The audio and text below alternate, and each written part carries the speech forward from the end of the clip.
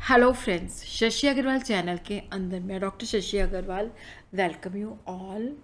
आज का जो हमारा सब्जेक्ट है that is the history of economic thought, और जिसके अंदर we are going to understand the theory of distribution given by classical economist David रिकार्डो।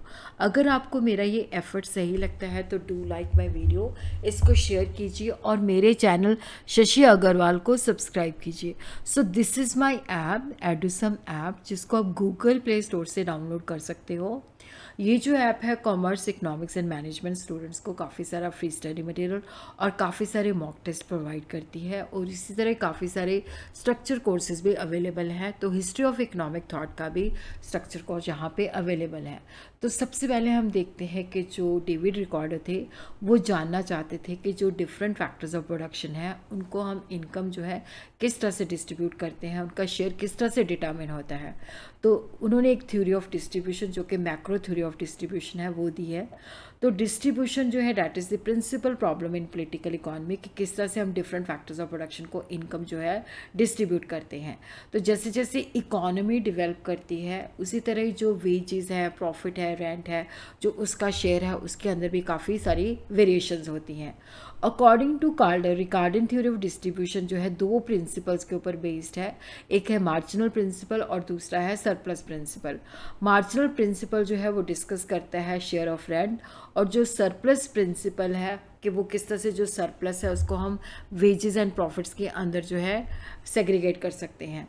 रिकार्डो का जो एनालिसिस है कि आउटपुट ऑफ द इकोनॉमी जो है थ्री मेजर शेयर होते हैं, एक रेंट होता है, वेजेस होता है, और थर्ड जो है डैट इज़ दी प्रॉफिट जो कि रेजिड्यूल होता है। रेंट जो है कि जब हम लैंड को यूज़ करते हैं तो उसके बदले में जो भुगतान दिया जाता है that is known as a rent.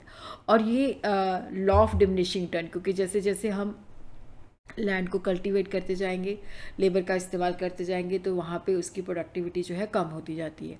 तो रेंट जो है that is the difference between the product of the marginal land and that is on the given average land. जो दोनों की मार्जिनल लैंड जिसके ऊपर कोई रेंट अवेलेबल नहीं है, जो एवरेज लैंड और उसका जो डिफरेंस है that is known as a rent. और वेजेस जो है क्योंकि लेबर ने काम किया तो उसके बदले में उसको रिटर्न मिलती है, तो यहाँ पर जो वेजेस हैं वो सब्सिस्टेंस लेवल तक मिलती हैं। प्रॉफिट जो होता है वो रेजिड्यूल होता है, कि जो वेजेस और रेंट देने के बाद जो रह जाता है वो प्रॉफिट होता है। तो रिकार्डो के मुताबिक जो एग्रीकल्चर सेक्टर है वो इंडस्ट्रियल सेक्टर से ज़्यादा फंडामेंटल है, और उसी तरह क्या है कि जो डिस्ट्रीब्यूशन का पैटर्न है वो एग्रीकल्चर सेक्टर से ही आता है।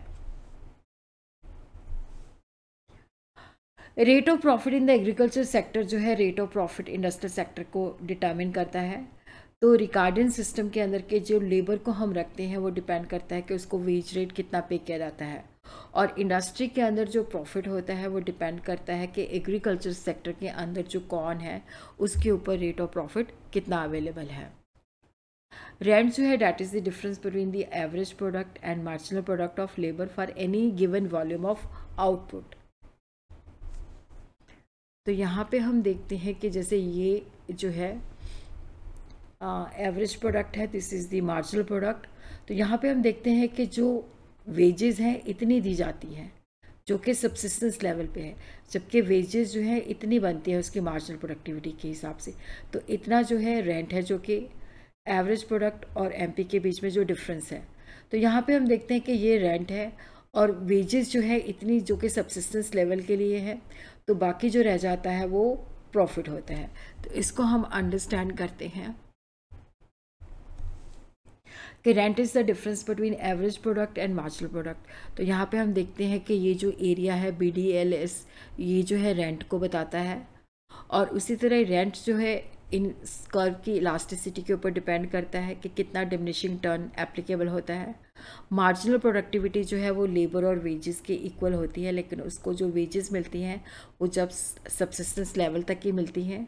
वेज लेवल जो है ये ONKW है, जो कि सब्सिस्टेंस वेजेस उसको अवेलेबल होती हैं, और वेज जो है that is determine by the supply price of labour, जो कि कॉन की टर्म्स के अंदर कांस्टेंट है। प्रिवेलिंग वेज रेट जो है OW है, जो कि इन्फिनेटली इलास्टिक है, जिसके ऊपर जितनी मर्जी जो है लेबर सप्लाई की जा सकती है। और प्रॉफिट जो है WKSL है जो कि रेजिड्यूल है। तो जो रिकार्डियन थ्योरी ऑफ डिस्ट्रीब्यूशन है it is based on certain assumption, law of diminishing turn, Malthusian theory of population, perfect competition and economy के अंदर फुल एम्प्लॉयमेंट है। जैसा कि रिकार्डो ने पॉइंट किया कि यहाँ पे जो है सिस्टम के अंदर प्रॉफिट जो है वो कम होता रहता है। तो ये उन्होंने बताया कि वेजेस और प्रॉफिट का जो है इन्वर्स रिलेशन है। तो ये उसकी फंडामेंटल थ्योरी ऑफ प्रॉफिट है। तो ज़रूरी नहीं है कि अगर प्रॉफिट इंक्रीज़ होना है तो वेजेस को फॉल करना चाहिए। तो दोनों ही अगर हम प्रैक्टिकली देखें तो वेजेस और प्रॉफिट दोनों ही इंक्रीज़ हो सकते हैं, बट रिकार्डो के मुताबिक वेजेस और प्रॉफिट के बीच में इन्वर्स रिलेशन है। और जैसे जैसे इकोनॉमिक प्रोग्रेस होती है मनी रेट ऑफ वेजेस जो है ऊपर चला जाता है, क्योंकि लोगों का जो है सब्सिस्टेंस लेवल इन्फ्लेशन होती है तो जिसकी वजह से बढ़ जाता है, तो प्रॉफिट जो है कम होना शुरू हो जाता है। तो स्टेशनरी स्टेट जब इकोनॉमी के अंदर कोई एक्टिविटी नहीं हो रही होती तो प्रॉफिट वहाँ पे ज़ीरो होता है और रेंट वहाँ पे राइज कर रहा होता है। According to Ricardo technical progress जो होती है इतनी तेज़ी के साथ नहीं होती कि वो डिमिनिशिंग टर्न के ऑपरेशन को सस्पेंड कर सके। और उसी तरह उसकी जो थ्योरी है that is based on Malthusian theory of population, law of population, जो कि वेस्टर्न कंट्रीज़ के अंदर जो है प्रूव नहीं हुआ। एडवांस कंट्रीज़ के अंदर क्या होता है कि लंबे समय तक जो शेयर ऑफ वेजेस है वो कांस्टेंट रहता है। और similar is the case with the share of the profit. अगर हम बात करें रिकार्डो की तो उसने रेट ऑफ इंटरेस्ट को कंसिडर नहीं किया और जो डिफरेंट इंडस्ट्री की जो डिफरेंट कैपिटल कंपोजिशन होती है उसको भी कंसिडर नहीं किया। उसकी जो थ्योरी ऑफ डिस्ट्रीब्यूशन है that is based on theory of value. Ricardian की जो थ्योरी ऑफ वेजेस और प्रॉफिट है जिसके अंदर काफ़ी सारी कन्फ्यूज़न है और काफ़ी सारी मतलब ज़्यादा क्लियर नहीं है, तो he was not able to show कि जो प्रॉफिट के अंदर डिक्लाइन होता है वो इंक्रीज इन वेजेस की वजह से नहीं होता। वो इसके पीछे लॉजिक नहीं बता पाया। और उसी तरह अगर हम बात करें तो रिकार्डो की जो declining rate of profit theory है डैट इज़ एनालिटिकल। और डिमिनिशिंग टर्न जो है रिकार्डो ने कहा कि सिर्फ एग्रीकल्चर सेक्टर के ऊपर एप्लीकेबल होता है, उसने किसी और सेक्टर के ऊपर इसको नहीं लगाया। हिज डिस्ट्रीब्यूशन थ्योरी अगर वेजेस इंक्रीज होती है तो प्रॉफिट भी फॉल करता है और डिपेंड करता है उसकी मेयर ऑफ वैल्यू के ऊपर। अगर वेजेस इंक्रीज होती है तो प्रॉफिट जो है कितना गिरता है वो उसकी मेयर ऑफ वैल्यू के ऊपर डिपेंड करता है।